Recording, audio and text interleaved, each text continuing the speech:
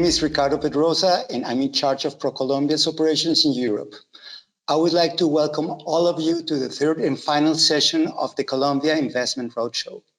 I'm really proud to share with you that we have been hosting participants from all around the world, and that we have already facilitated more than 170 one-on-one meetings between investors and over 70 projects in Colombia. This event is only possible thanks to the partners' support behind this initiative.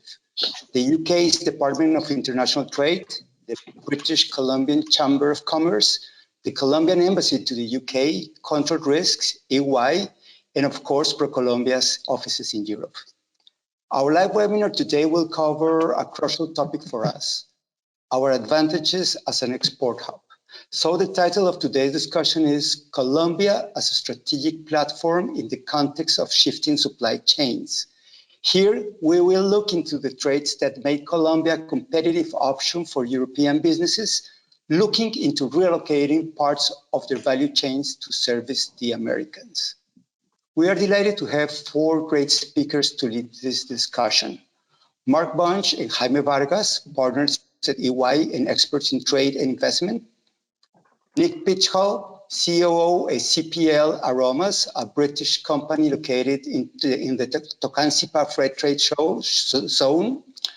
Raúl Basalo, Area Export Manager at Rodriguez Lopez Auto, a Spanish firm located in the Pacific Region Free Trade Zone. And our moderator, Juan David Barbosa, partner at Jose Herrera Ruiz, an expert in trade. The event will be structured as follows. The moderator will introduce the speakers and will give each of them 10 minutes to make their initial remarks. Then he will moderate a conversation between the speakers, and then he will open for Q&A. Please use the chat box for this and to indicate who the question is for.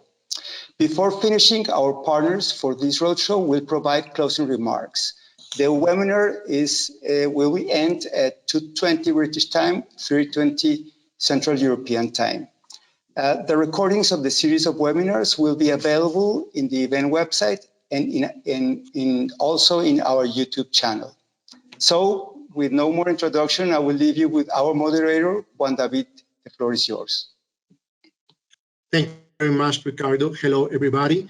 We, as mentioned, Ricardo, have a wonderful panel. Between every speaker presentation, we will have a poll and some questions in order to prepare and help our conversation. With this being said, I will leave the word to Mark Bunch, Global Trade Leader of EY. Thank you very much, Mark. Please. Thank you very much for the kind introduction and the opportunity to speak today. Let me just get my slides on screen. So we thought it would be helpful to start today in trying to provide some wider context on current global trade dynamics and then Colombia's place within that, as we said, as an export hub. So it's very difficult to talk about things today without COVID-19. And obviously that's the big topic of the day when it comes to supply chains and the supply chain impacts that we've seen as a consequence. However, I think COVID-19 is less an issue in itself as more that it's exposed some underlying challenges that businesses have been struggling with for some time now. So in the things that COVID-19 has exposed, we've certainly seen supply chain shocks. And so with those supply chain shocks, we've seen factories close, we've seen it difficult for businesses to obtain shipping, and therefore that supply has not come through global supply chains. We've also seen demand shocks. People's lives have been changed dramatically, incomes are down, and therefore businesses have been facing significant shortfalls in demand. We've then seen government responses, and specifically with supply chains and not wider government responses to COVID itself. But one of the big impacts that we've seen on supply chains has been government restrictions on exports. A standout for me, I think, was when India put controls on the export of active pharmaceutical ingredients, and the downstream consequences of that have been quite severe. And then how businesses themselves have responded operationally, the reimagination of supply chains. I have a client, for example, who's in the consumer healthcare business, and they makers of hand sanitizer, and they've been doing deals with some of the biggest brands of alcohol manufacturers in the world in order to make product. And putting together those supply chains is something that certainly I would have never managed 5 years ago. So that's been a very interesting journey. But those changes have had very severe outcomes. So if we start to look at just some of the base statistics, so if we look at Chinese exports, just in January and February, we saw a 17.2% fall in those exports during that period. And that's the world's biggest export location. Then a survey that was done across Fortune 1000 businesses, those of which who had physical supply chains, 94% of them had a tier 1 or tier 2 issue with China during the worst of the COVID time. And so as they've taken a step back, their imagination of how they see the future, not just for the next year or two, but that 10-year, 20-year view of where they believe they'll be manufacturing in the future, they believe that 20 to 30% of their manufacturing capacity in China will be moving out to other locations. That's a truly significant number. Defining the problem, though, that there's certainly supply chain fragility from the overlocation of certain manufacturing assets is one thing. The next is then to determine, well, where do we head next? So I've been working on these kind of challenges with clients for many years.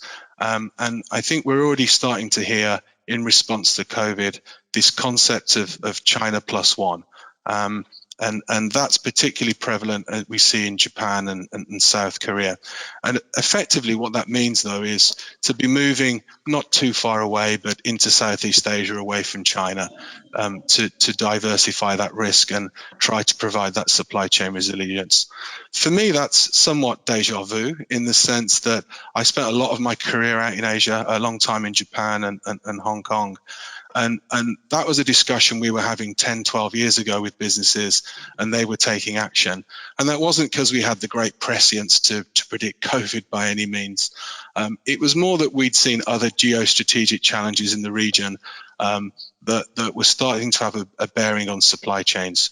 Simple examples such as China, about a decade ago, had a change in customs and VAT rules that was particularly impactful to the paper industry.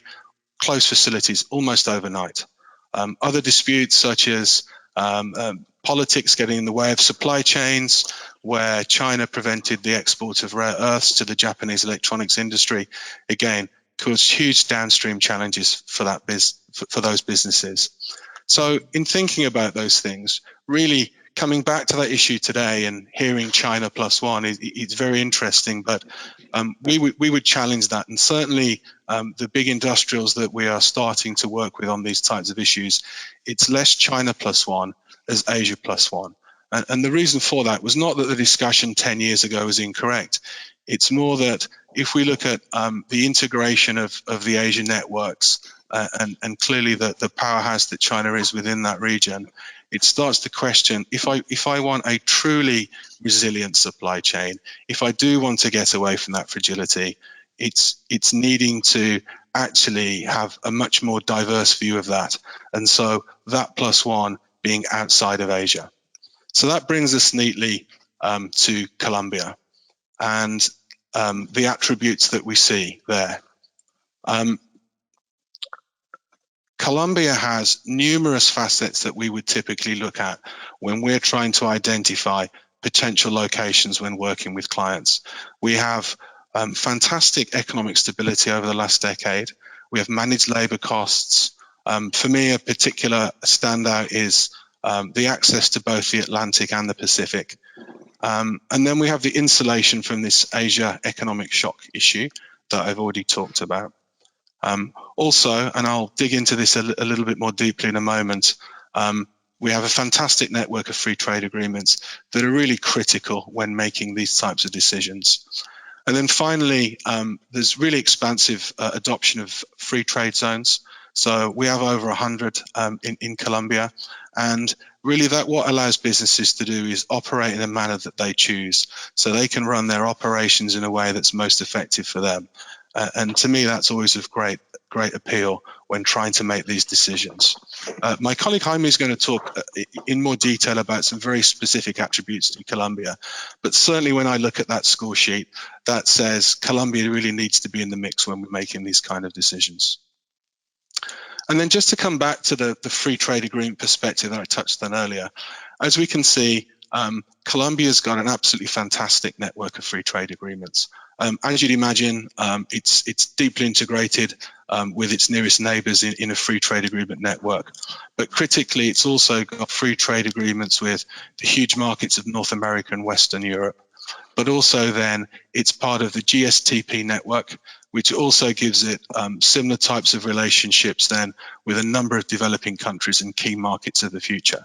Now, I think the important thing for me about free trade agreements, it's not just that it gives lower duty access to these markets and those preferential duty rates, but also in this time where we've seen quite dynamic trade policy around the world, whether that's emanating from the White House or obviously changes like we have here at home with Brexit, these free trade agreements can insulate you from some of the worst consequences of those decisions, and so provides that stability, helps you continue to have market access through some of the wider policy changes.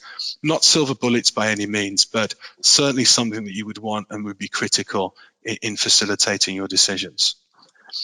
So with that concluding point, I think we can see that there is a need for businesses to improve the resilience of their supply chains, and that's going to be through diversification.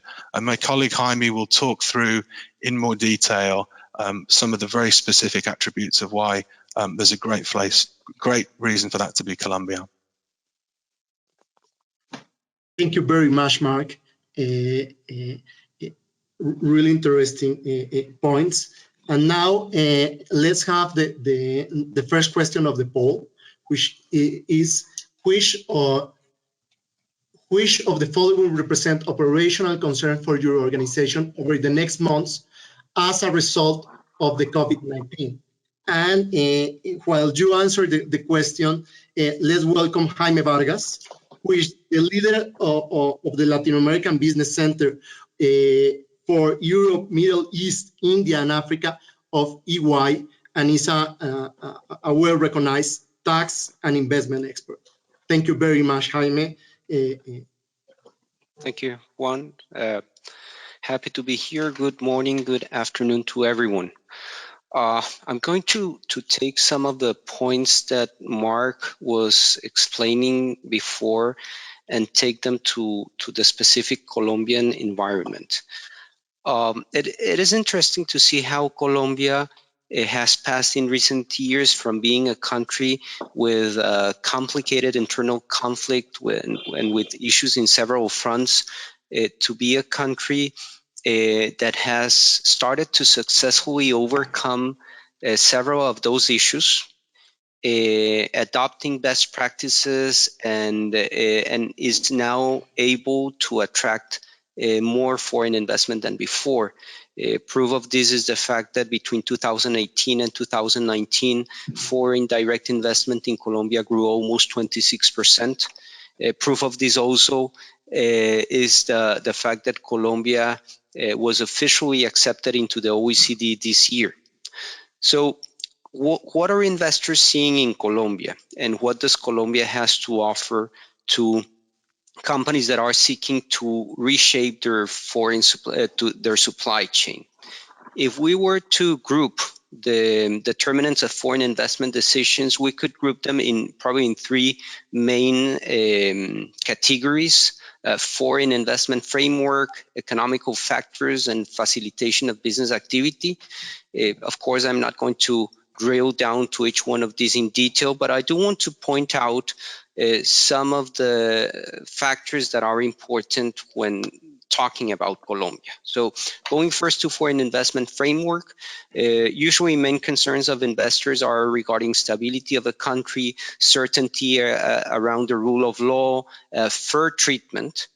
The stability that Mark was mentioning of our economy is in a big extent related to the prudent macroeconomic and fiscal management that the country has had. We have had investment grade rating since 2013 that we have kept regardless of the economic slowdown. We have been growing, no negative growth in the last years. And the economic framework has been very solid. It has been shown resilient to external economic shocks. Of course, in 2020, we are not going to grow, unfortunately, because of the pandemic, but we are expecting a solid rebound in 2021 and 2022 related, of course, to the cycle of the pandemic. Going specifically to the relation with the UK, we have a double taxation agreement that was enacted and is enforceable since January 2020, that gives benefits to UK investors regarding the treatment of taxes on dividends, on interest, royalties, services, capital gains. So that is of significant importance. We have a bilateral investment treaty also in force, and it has been there for many years, that guarantees that UK investors will have in Colombia equal treatment than national investors. Of course, this is something that is also granted by Colombian regulations. Colombia has been very thoughtful, I would say always, of the fair treatment to foreign investors, but it is also good to know that there is another mechanism there at hand in case needed. From a tax standpoint, there is a principle that is the principle of legitimate trust that allows taxpayers to continue keeping a beneficial treatment that has been granted by the tax law if they have done what the law required for them to obtain this treatment, and the treatment should not be modified or revoked without any given reason. Economical factors, we have labor costs, cost of other production factors, and network of integration agreements. With the devaluation, the labor cost in Colombia became even more expensive than before. And we have the third largest workforce in Latin America, so there is a possibility of having less expensive workforce than in other places of the world. There is a focus on productivity. This is something in which we need to work. I think that the country in general is conscious of that, and there are plans and things that are going on to enhance productivity. We know that we have to enhance infrastructure, but we already, the country is working on that. Very recently, the government announced another huge investment in infrastructure program that is called the 5G, that will focus on the building of roads, railways, and transportation through rivers. And of course, there is always the possibility of construct facilities close to the ports in the free trade zones that Mark was mentioning before. In regards to network of integration agreements, we have signed 2 months ago between the Colombia and the UK the continuance of the European Union Colombia Free Trade Agreement that will be enforceable when UK leaves the European Union. We have the membership into the OECD that I believe it's going to make Colombia more attractive to foreign investors. And we have a very robust network of free trade agreements, including the integration agreement of the Pacific Alliance that is certainly or will be certainly a good instrument to invest in Colombia and to export into Asia Pacific. from a facilitation of business activity perspective, investment promotion, incentives to investment, and possible barriers. Colombia used to have a very high corporate income tax rate. Now that rate has been reduced. Currently, the rate is 31%, and it will be 30% starting next year. We have double taxation agreements in place, and the government is very active in negotiating new agreements, and probably this is going to be even more, it will be even more active with the entering of to the OECD. We have tax incentives for different kind of investments. Right now we have some special zones that are called special economic and social zones, in which you can have a holiday of 5 years of corporate income tax and another 5 years at a 50% rate if there is investment in industrial, agricultural, or commercial activities. And there is an increase in the employment for the region, direct employment. We have rules in regards to mega investments, that are investments that exceed $290 more or less $1 million and generate 400 direct employments in the case of most of the industries, and then 250 direct employments in the case of technological companies. These mega investments would have a corporate tax rate of 27% for 20 years, more or less. And we have other benefits for renewable energy, employment, and so on and so forth. Free trade zones are very interesting. We have, I would say, more than 100 free trade zones. Public ones, 30 more or less, close to the ports. An industrial user of a free trade zone would have a 20% corporate income tax rate. And because the free trade zones are considered to be outside the Colombian customs territory, the importation or exportation of goods into the free trade zones or out of the free trade zones are not subject to VAT or tariff.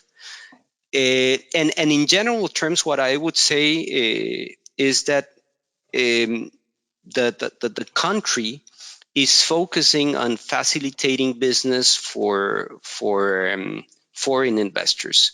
The competitivity of the country has become better. We are now 3 positions above what we were last year. And I believe that in general, the business environment that the country is offering for companies that are seeking, as I was mentioning before, the possibility of rethinking and reshaping their supply chains, that the conditions that the country has to offer are very interesting conditions for an investment. And with this, Juan David, I will finish my first participation. Thank you very much, Jaime. Really interesting.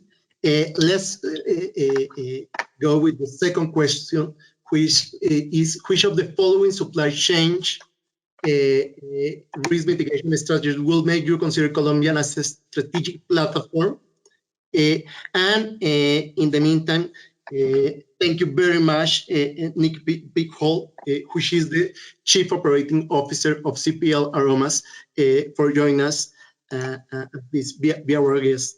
Thank you very much. So thank you for the opportunity to talk today. So I'd like to start the first few minutes explaining a little bit about who CPL are, CPL Aromas, before we talk specifically about Colombia, because it's quite a particular industry that we operate within. We're a fragrance company. We're a family-owned, 100% family-owned, family-managed fragrance company, actually the largest independent fragrance-only fragrance house in the world. As you can see here, we've got sales in excess of $150 million. We employ 600 employees around the world. We've got 18 sites across the globe and, crucially, 5 factories around the world. We've got a factory in Hong Kong serving the Far East, a factory in Dubai serving the Middle East and India, in Spain for continental Europe, in the UK and Colombia. which we will talk more about. So what does CPL do, first of all? We create and manufacture the fragrance oil ingredient that goes into finished products. So if you see here, this is the sectors we operate in. Fine fragrance, which is the prestige fine fragrances that you can see in duty-free when we were allowed to visit duty-frees that were. Personal care products, cosmetics, shampoos and creams and so forth, and household products. Anything from floor cleaning products to detergents and candles and reed diffusers and so forth. Some of the customers we deal with here will be quite common to those in the UK high street, Joe Malone, Tesco, Boots and so forth. Specific to Latin America and Colombia, and I can speak with some experience here because I was based for 10 years myself in Colombia during our growth and our investment in Colombia. We've got over 25 years experience in the market. We actually started as a sales office only, and then that evolved into what we have now, which is a full manufacturing site. We've got more than 50 full-time employees, and we've just invested in a brand new purpose-built 5,000 square metre factory in a free trade zone located about 20 or 30 kilometres north of Bogota in Tocancipá. So for us, it was a significant investment. It exceeded $5 million. It was fully automated. It is a fully automated factory. As you can see here with the images, that gave us significant increased capacity, the ability to run 24/7 and import from Europe the latest manufacturing robotic equipment into the free trade zone, but also to build an innovation centre, research and development. We employ a lot of chemists and really utilising the local skill to help that platform both in Colombia and also the rest of Latin America. The factory is built with solar panels. Most of the energy that the factory consumes is used from those solar panels. So with our experience in Colombia, so first of all, why Colombia? Well, like I said, first of all, we've got a lot of experience in Colombia. We were there for about 25 years before we made this big investment. So we kind of knew what to expect. Although when we did make this investment, we, of course, looked at other countries and other regions. We looked at Peru, we looked even at Florida in the US as perhaps a hub for Latin America. We looked at Panama, one or two other countries in Central America, but Colombia for us worked so well.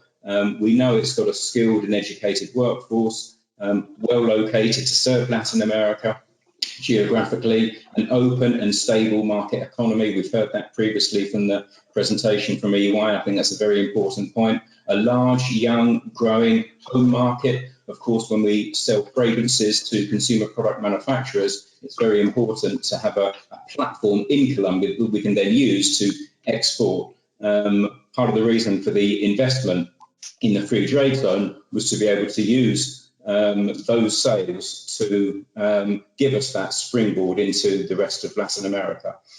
So it's not perfect, and some of the challenges we found were the limited transport infrastructure, which has been touched on already. I think the improvements are being made, but it's worth mentioning. The minimal economic and social decentralization. So much of the country is focused around the major big cities, and I think that's been a challenge. But again, that's improving. Specifically to the free trade zone, CPL needs to balance greater sales outside of Colombia in the region and not just focusing on Colombia. So some of the benefits of the free trade zone for us are the raw materials used in our industry. When they're used in fragrances that are then manufactured and sent outside of Colombia, there's no need for those raw materials to be nationalized, giving us greater competitiveness. There's no VAT on local raw materials purchased. There's no VAT on sales between free trade zones, and the lower corporation tax, as has already been mentioned. We are quite a complex operator within the free trade zone. We buy in excess of 2,000 individual raw materials, and we've got literally tens of thousands of individual fragrances. So I think we're not just a company importing a product and reselling it. We are an operator, I think, with a lot of complexity, and some of the challenges we've found in the free trade zone, I think, reflect that. For the first year of operation, we had longer lead times due to the additional procedures required by the free trade zone, There are more controls, making the operation a bit more complex and a bit less flexible than we had hoped for, but we're working with the local authorities and with the free trade zone to improve that element. And we're not able to be an industrial and a commercial user at the same time. So what we manufacture is okay, but if we resell a product that isn't manufactured, that's not permitted. So there's a bit of a restriction there, but generally it's been a very positive experience for us moving into the free trade zone. So with that, I will conclude my presentation, and thank you for your time. Thank you very much, Nick. Let's see the result of the second question. And in the meantime, thank you very much, Alice. Raul starts his presentation. Raul, Enrique Rodriguez, basically, it's from Rodriguez Lopez Auto. He's the manager.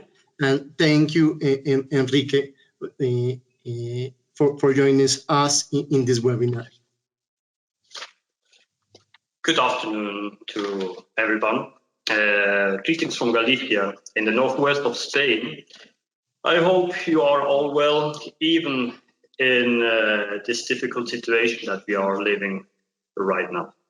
First of all, also I want to thank ProColombia to make able to share with you our 5 last years that we spent deciding and implementing our new factory in Colombia. So 1 second, I try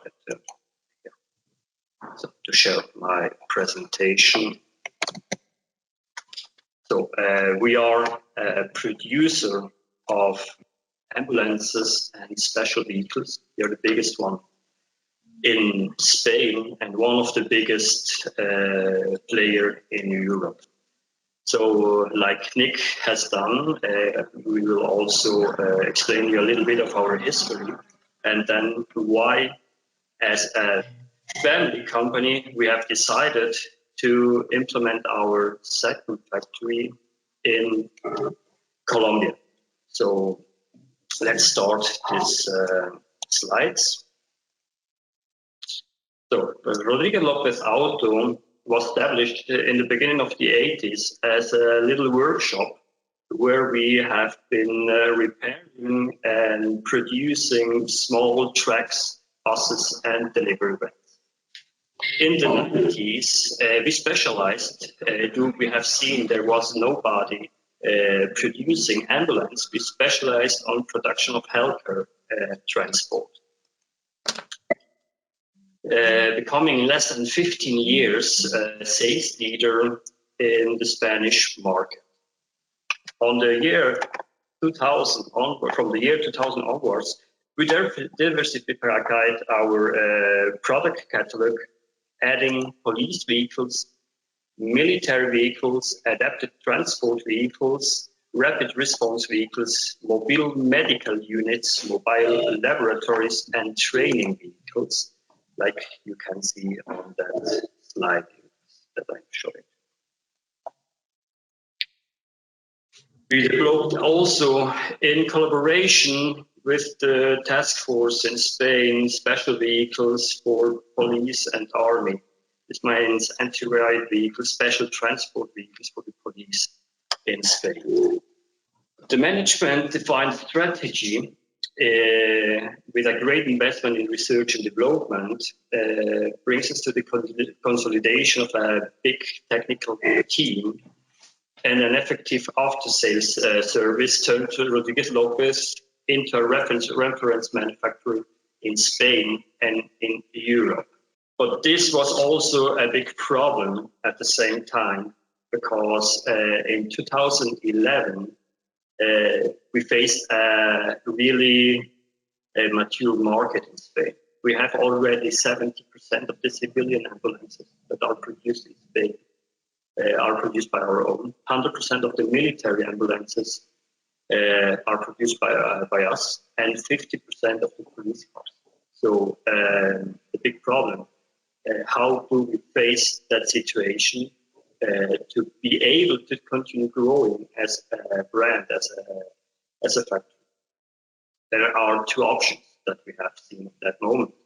It's exportation and internationalization. So exportation was easy to do because we only have to focus on the nearby markets. This means everything around Europe can be done directly from our factory here in Spain. But the problem was always the internationalization. We have to decide where to put a second manufacturing plant that allows us also to grow. And at that moment, we decided that it has to be on another continent. So we are speaking about 2016. The decision was one side, we go for exportation to the nearest markets in Europe. We also make big changes into the structure of the company. We divided the company in three different companies. So Carrocerías Rodríguez López is the head of all the companies. Rodríguez López Auto is the factory that produces the ambulances and special vehicles, and Emergalia is the part that sells electromedicine products that are used into the ambulance. Yes, and here you see finally in 2018 we implement our second manufacturing plant, but we will come to that a little bit later. So it was clear that we have to put our company on another continent. So we faced, where do we have to do that? At the time of 2015, we began to receive a lot of requests of America, from the American continent. The big problem that we face at that moment is the standards of the American continent are completely different to the standards that we are using in Europe. Not regarding what you see on the shape outside of the vehicle, but more related to the base vehicles that have other emission norms that are not compatible with the European ones. So the big problem was the European cars are not able to drive in South America due to the emission norms. So we need to have the vehicles direct delivered from South America back to Spain, prepare them and send them back to South America. This makes the task impossible. We are losing time. We are putting more costs onto the product that makes us not being competitive at all. So it was clear that we have to go to the American continent because there is where we have the most demand at that moment. So in 2015, we have to decide where we are putting our fabric or new production plan. Where do we have to mount it? So we have 4 big blocks at that moment. We have the Bolivarian block with Venezuela, Ecuador, Bolivia, Cuba, Nicaragua. We have the NAFTA block, USA, Canada, so the United States, Canada, and Mexico. Mercosur with Brazil, Argentina, Uruguay, and Paraguay. And the Pacific Alliance, Chile, Peru, Colombia, and Mexico. This process took us almost 2 years, from 2015 to 2017. And after a lot of work, visits to different countries and legal advices, yes, we finally sorted out which of these 4 blocks has to be our priority. And why at that moment we have to discard the other 4 blocks, the other 3 blocks. So you can see on the left, on the right part, only a small word why we have to discard this block. So in the Bolivarian block, there is no stability. It's it's a big problem. On the NAFTA block, we have the problem that the standards of the United States are completely different of the European standards. This means there is not only that we have to invest to bring the manufacturing plant to a new location, there's also a big investment needed to get all the new homologations. And in our world of bodybuilders, this is a lot of money. So it's not an option to implement our new production plants on that area. On the Mercosur, we have also stability issues, not like on the Bolivian bloc, but there are also stability issues. So it's clear it's the Pacific Alliance. And at that time, after researching a lot, we also have clear it has to be Colombia. Now you may ask why we have clear that it has to be Colombia into the Pacific Alliance. So here we have some positive points that we think was the big advantage of Colombia compared to the other countries into the Pacific Alliance. We have standards that are very similar to the European markets. Open economic politics for exports, low or no tariffs for export.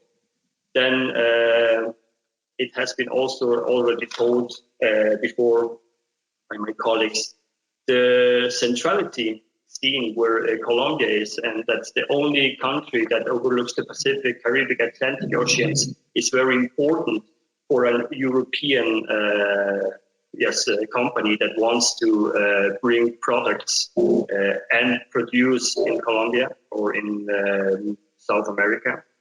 A big internal market with more than 50 million inhabitants. That's also important for us because our ambulances are not only for the rest of countries, also for the local countries, so our local people. Then something that was also really helpful, we have find very quick qualified manpower, and of course with a good labor cost. Then very good macroeconomic indicators with a controlled inflation.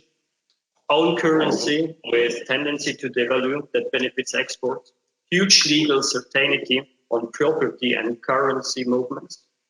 Moderate and stable governments with continuous and orthodox macroeconomic guidelines. The language and culture for us, of course.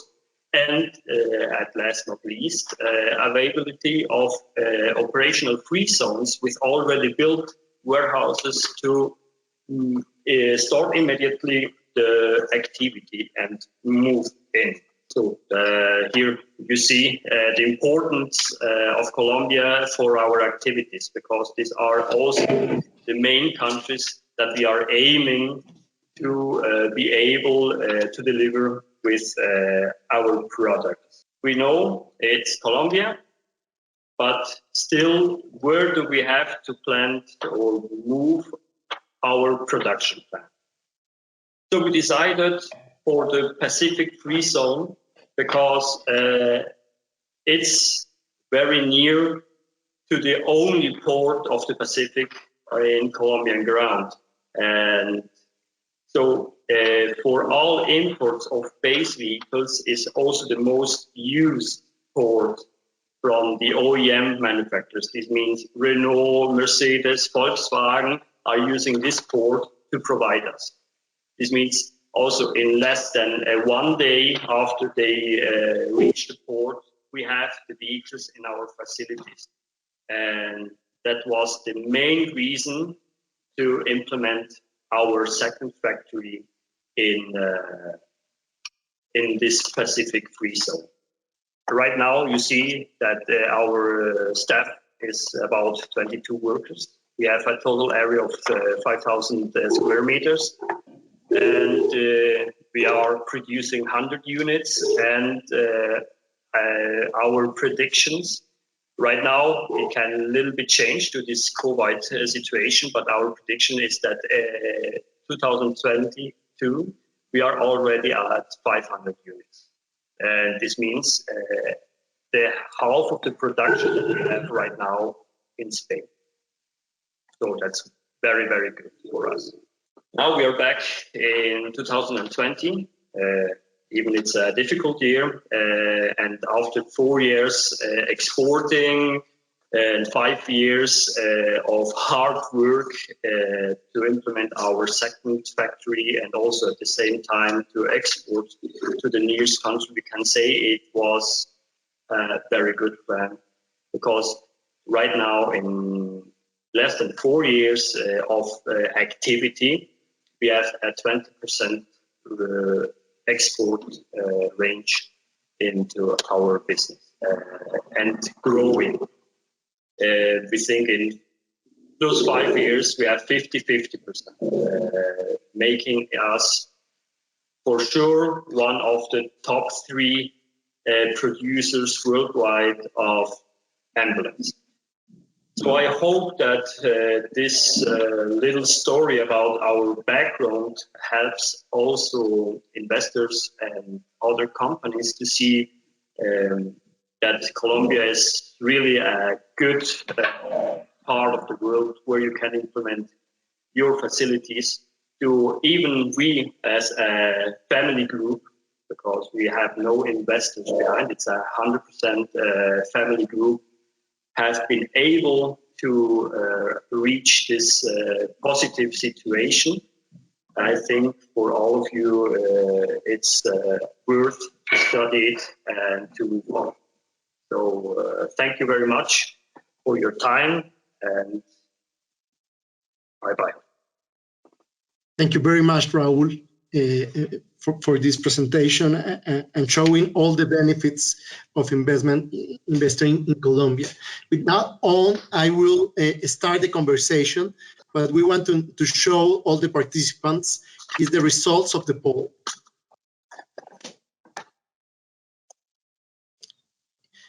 Basically, regarding the question, which of the following represents operational concerns for your organization in the coming months as a result of COVID-19?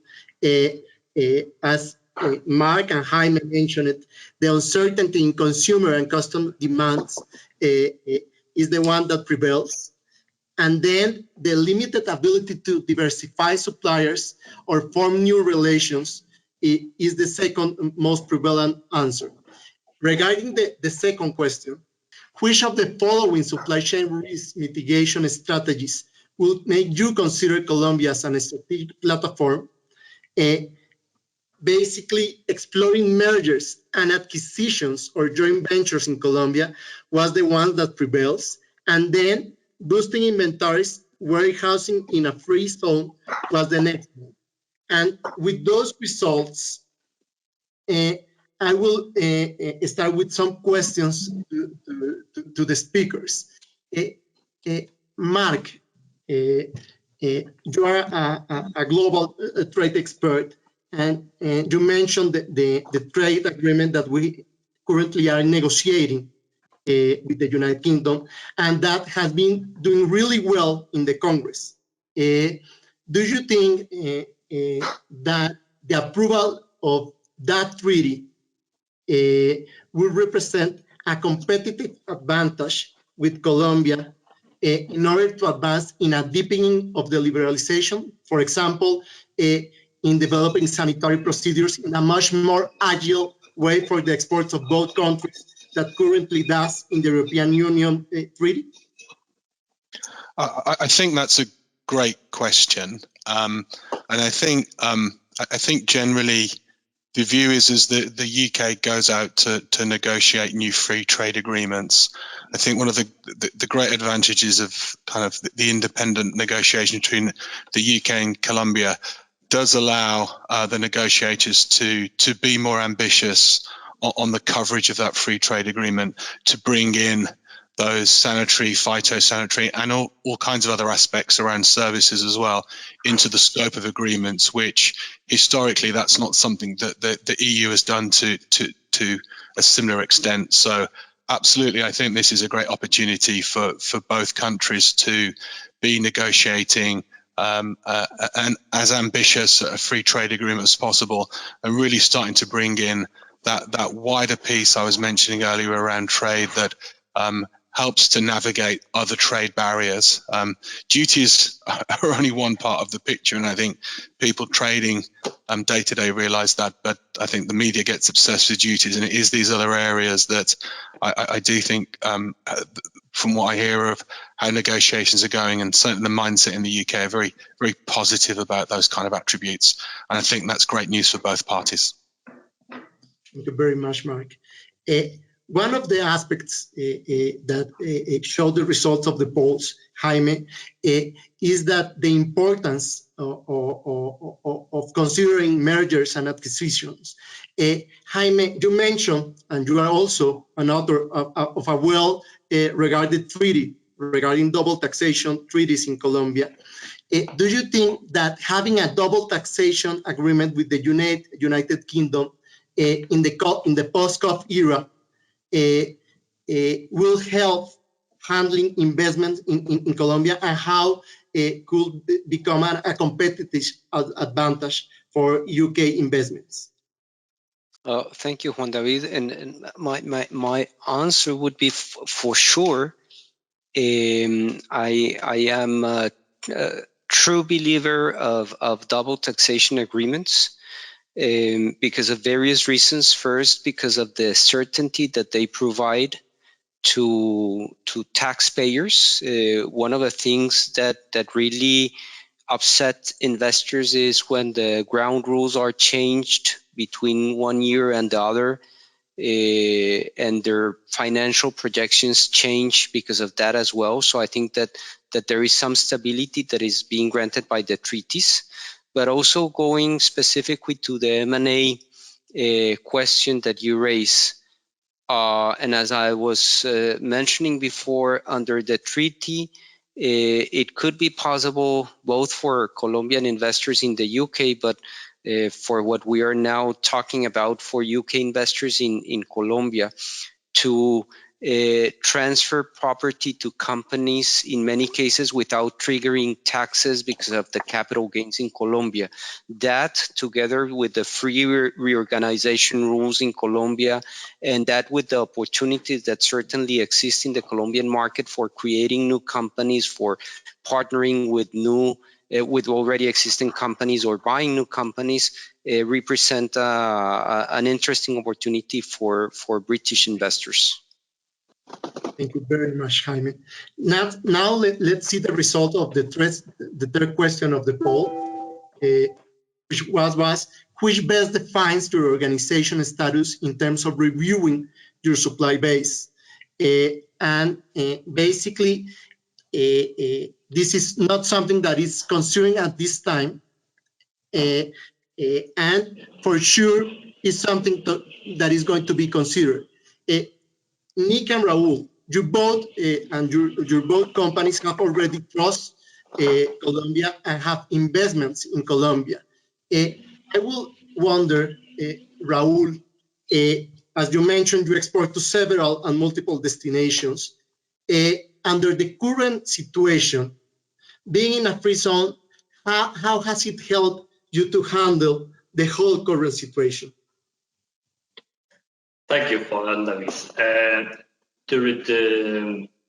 To be in a free zone, in our case, helps not only in the current situation, it helps on all the situations that we need, because we are receiving, in our case, a lot of products, and I mean, this is the base vehicle where we have to build our product from different countries around the world. So it is a must for us to be on a free zone, and the free zones in Colombia are working very well with that situation. Also, right now on this COVID situation, we have not experienced any problem of being delivered and all the paperwork that is behind that. We have no issue on that right now. So we are very pleased that we have taken that decision years ago to establish us on the free zone. Thank you very much, Raul.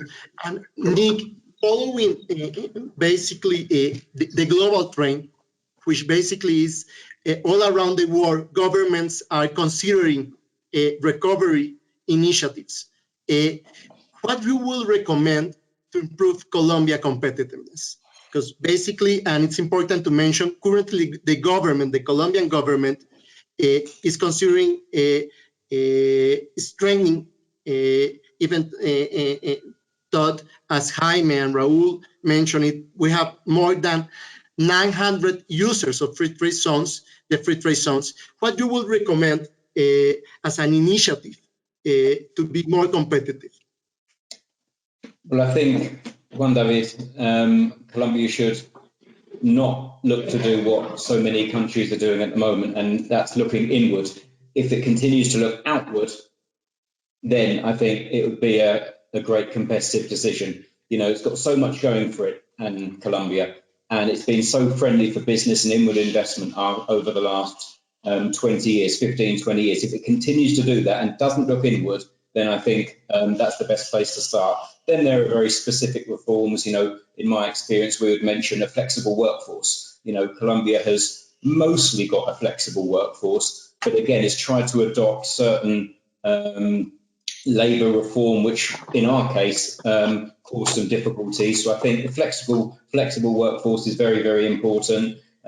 Anything around, you know, bureaucracy and simplicity to do business and improving that is, for any country, not just Colombia, is so important. I mentioned my experiences in the free trade zone. For us, it's really two elements. Number one is the operational side, how to manufacture, making it a bit easier to operate within a free trade zone. But then the massive positive is that platform it gives us to export to the markets that we serve from Colombia, Ecuador, Venezuela, Peru, Central America, Chile, so forth. So I think, in summary, you know, continue to be outward looking and flexibility around labour markets. Thank you very much, Nick. And let's finish these cross questions with our last question of the poll, which is, which of the following represent important factors in considering Colombia to source goods? And then let's open to the public for questions. Perfect. There is a first question for Raul, and basically is they would like to understand the kind of security, and I don't know if for security they mean also for doing business, but also regarding for avoiding any problem in the free trade zone. You specifically mentioned that for you, free trade zones were in a specific area properly designed as an environment to help you doing business. Yes, I can only tell you that we feel like we are in Europe on the Pacific free zone. So regarding this kind of security, there is any problem. Regarding the security of transactions, we did not face any special necessity that we don't face in other countries, even into Europe. So that's it. And that was part of the hard work that was behind these 5 years until we have been able to implement our production line, that we have studied all these situations and after that we have seen that there are not big issues to face into these free zones. We decided to do it in Colombia. And, yes, of course, it's working fine. So we have no security issues. Even for the transport of the vehicles that are coming from the ports, never faced an issue.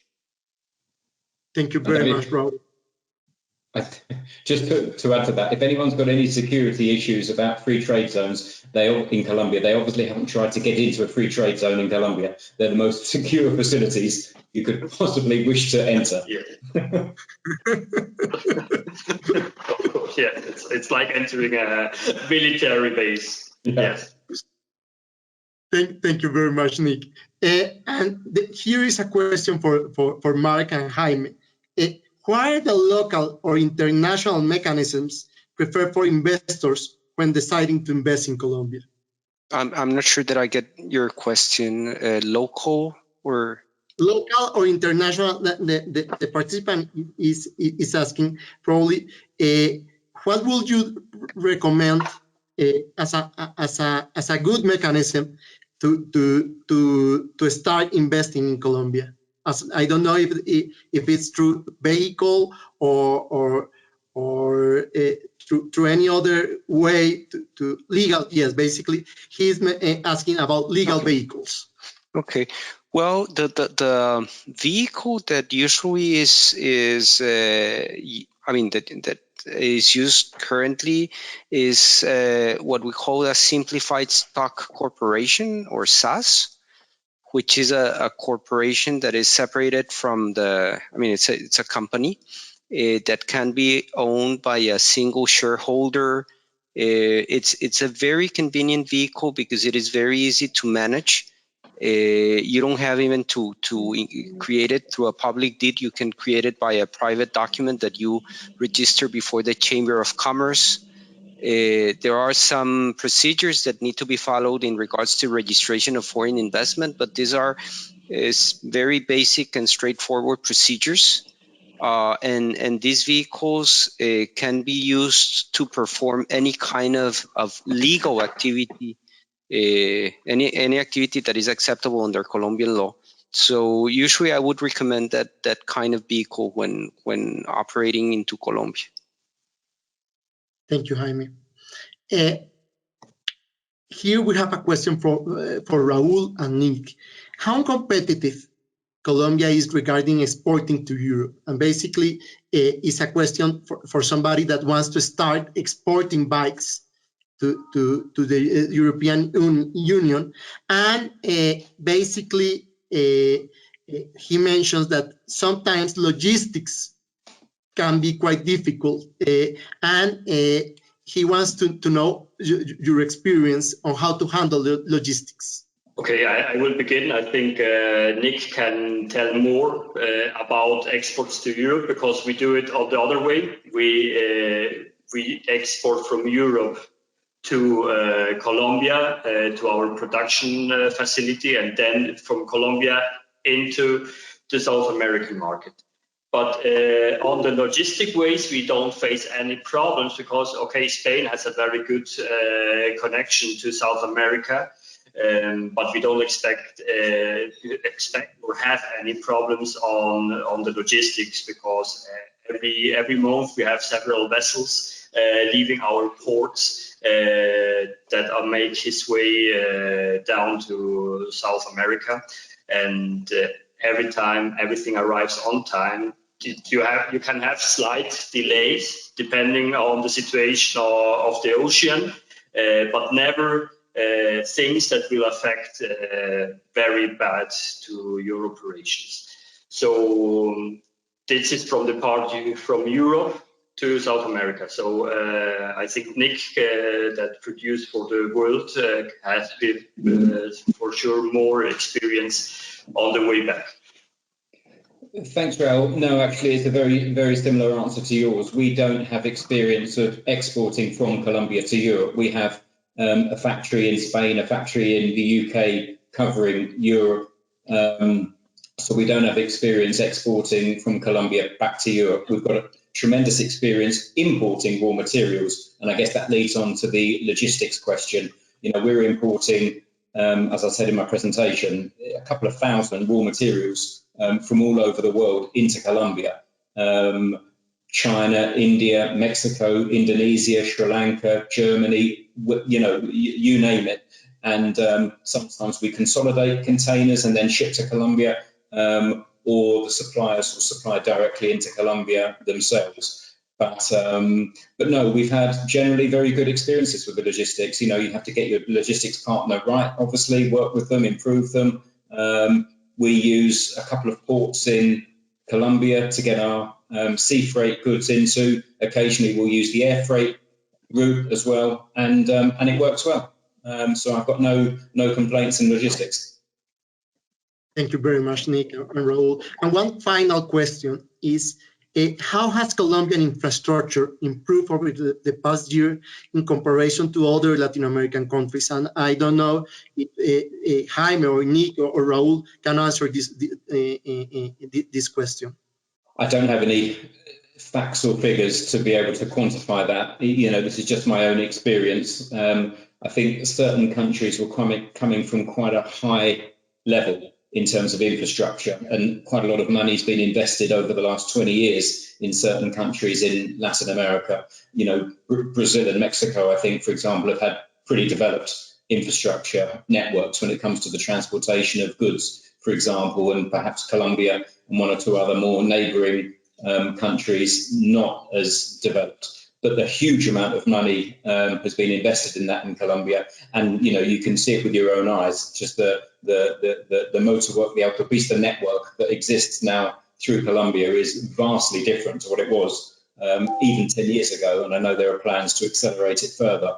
Compared to other countries in South America, difficult for me to quantify with any real information, I'm afraid. I agree with Nick. I think that has been in the past a handicap, logistics of transportation within Colombia, and the investment that has been made and that is continuously being made is very significant. As I was mentioning before, the 4G program of infrastructure is ongoing. Of course, it needs to retake its course with the issues of the pandemic, and the government already announced the 5G program, in which, if my memory doesn't fail me, like 17 billion of pesos are going to be invested in infrastructure, railroads, river transportation and roads, so and also airports. So I think that Colombia is doing the homework, and we should see changes in the near future. Thank you very much, Jaime.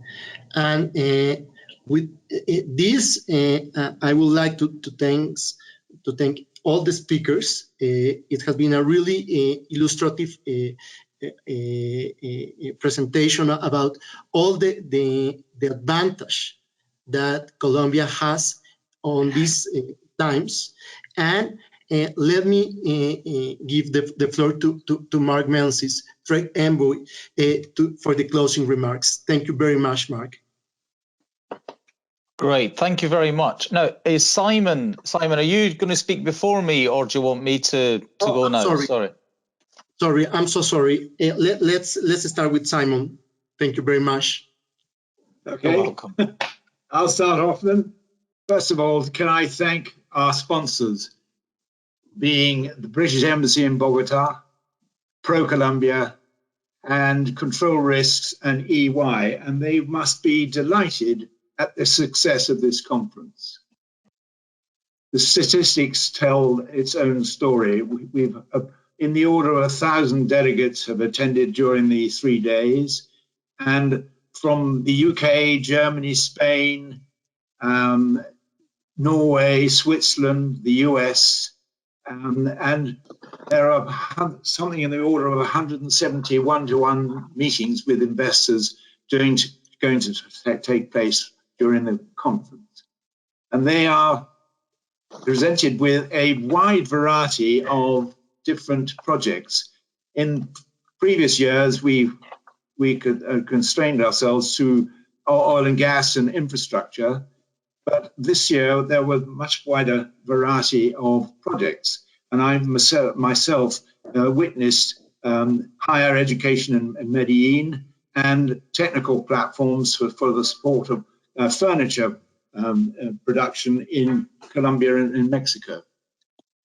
On the first day, the Minister of Trade for Colombia, Jose Manuel Restrepo, started us off by emphasizing the importance of the Colombian recovery plan involving 13 action points. And Michael Stott, an independent journalist from the FT, gave his remarks on the objective analysis of the country and the availability of free trade agreements and comparisons with the Asia Pacific countries from which we could all learn quite a lot.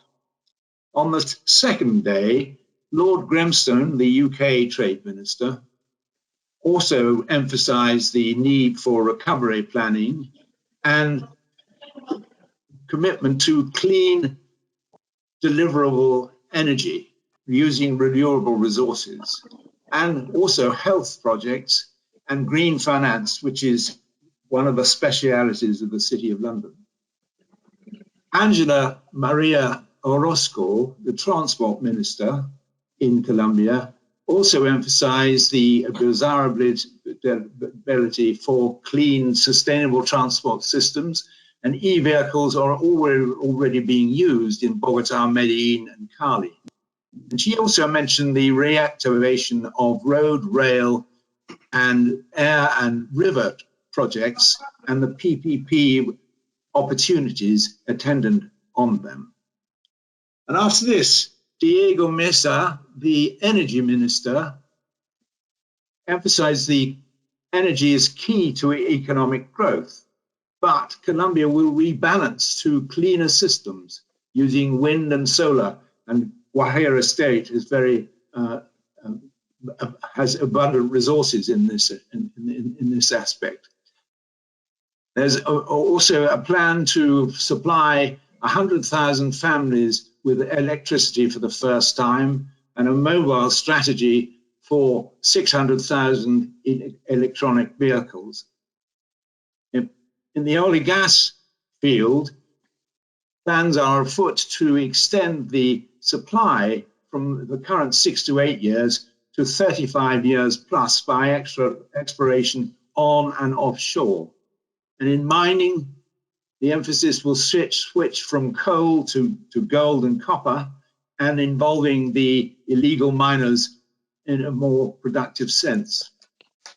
John Lang gave a presentation in the form of Alex Q, who explained the reasons for investing in Colombia. One was a need for infrastructure, well, we all know that. And secondly, political stability of the country. And third, John Lang wishes to provide a positive impact for their investment in terms of sustainability and also diversity. Half of the employees that they have in Bogota are female. And they are also impressed by the government's reaction to the pandemic, early lockdown and early opening of business as a result of that.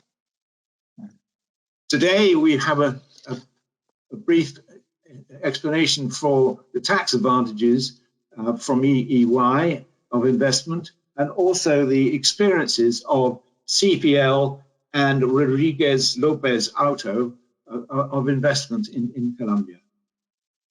So finally, before I hand over to Mark Menzies, what does Colombia offer?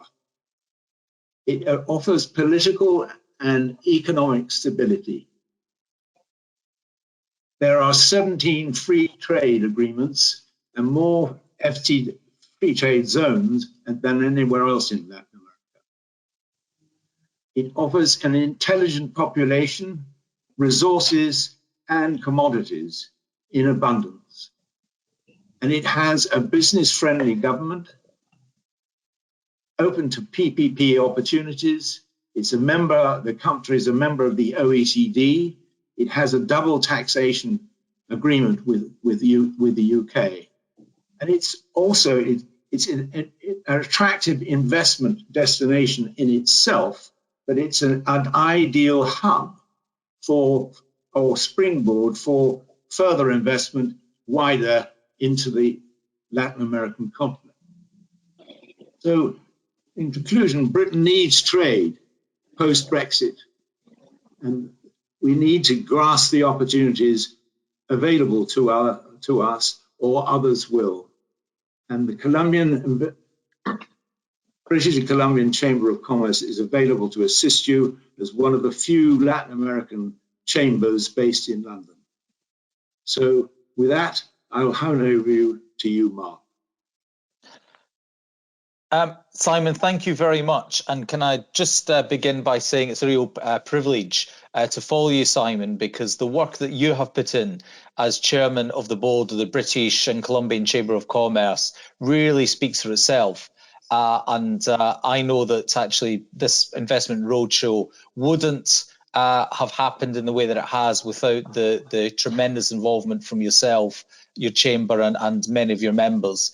I'd also like to begin by thanking today's speakers, Mark, Jaime, Nick, Enrique, and Juan David, for such an interesting webinar where they discussed the current shift in supply chains and how Colombia can use this current situation to position itself as an efficient platform for British and other foreign companies.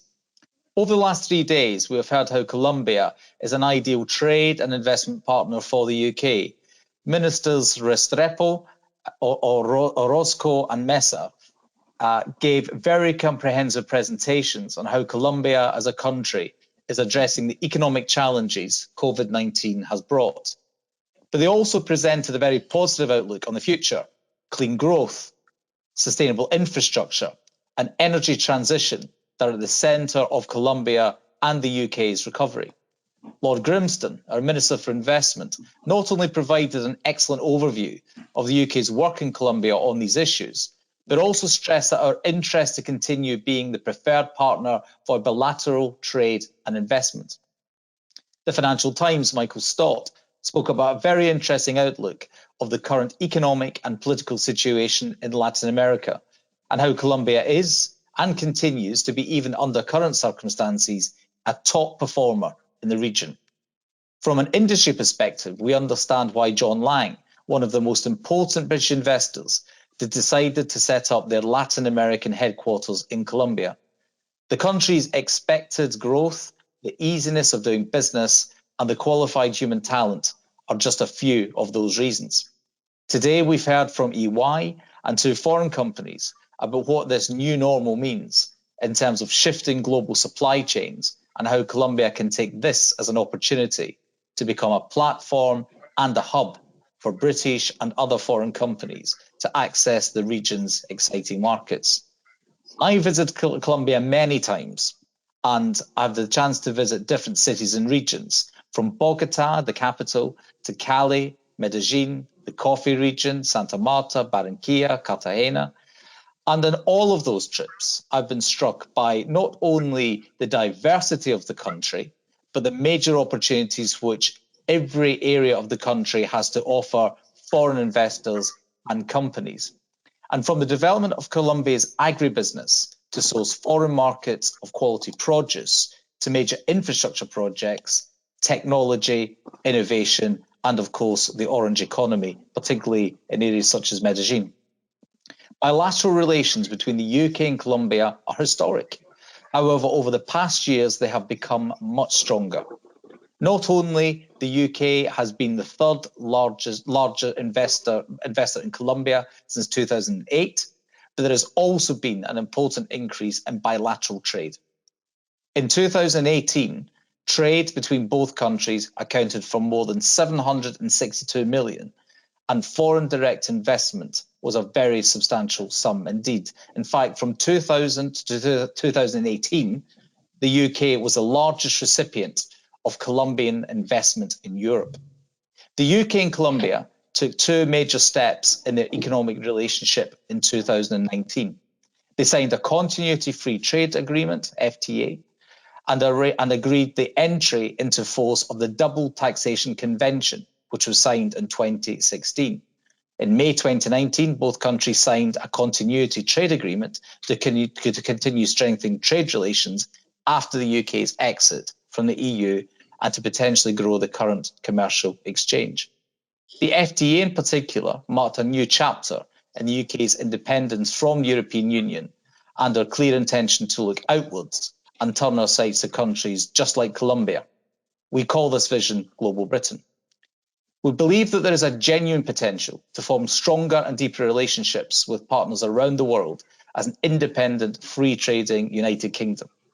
The UK is an ideal partner for emerging economies seeking an established, ethical, business-friendly ecosystem in which trade and invest in international expansion.